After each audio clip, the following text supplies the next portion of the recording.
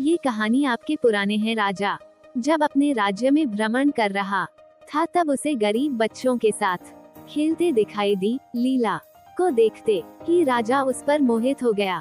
रंग रूप में कोई ऐसी बात नहीं थी। एक साधारण सी दिखने वाली लड़की थी, लेकिन उसकी सादगी और भोलेपन ने राजा को आकर्षित किया। खेलते समय लीला का पैर एक कांटों की झाड़ी में जा घुसा, जिससे उसके पंजे में कांटों और पत्थरों की रगड़ से खून निकलने लगा। चोट लीला को आई थी, लेकिन दर्द राजा को हुआ था। उसे लीला से प्रेम हो गया। लीला के माँ बाप का कोई पता नहीं था। जिस माँ ने उसे पाला था वो भी इस दुनिया में नहीं रही, तो वो इस राज्य के गांव में उनके ही किसी दूर के भाई के यहाँ आ गई।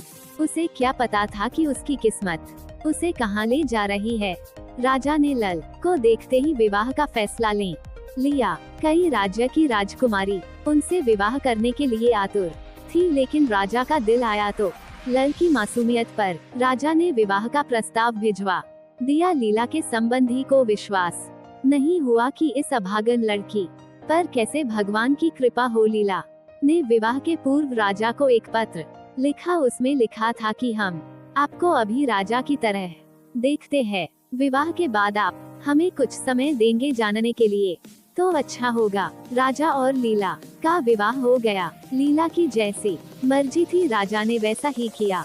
लीला को समय दिया। राजा के विवाह की चर्चा अब हर राज्य में होने लगी। एक साधारण सी लड़की से राजा ने क्यों विवाह किया, ये सवाल सबके मन में था। जबकि राजा के लिए कई सुंदर रानी विवाह प्रस्ताव भेज चुकी थी।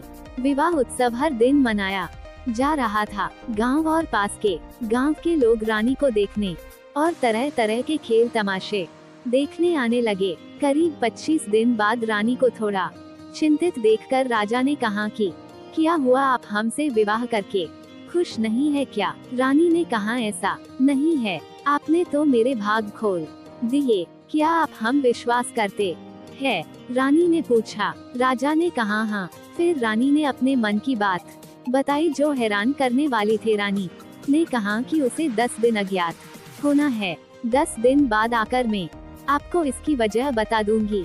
राजा ने बिना सोचे लीला को जाने को कहा। ये कहानी रोमांटिक और प्रेरणादायक है। यदि आपको पसंद आए तो सब्सक्राइब अवश्य करें। धन्यवाद। 10 दिन रानी कहाँ जा रही है ये किसी को नहीं पता था।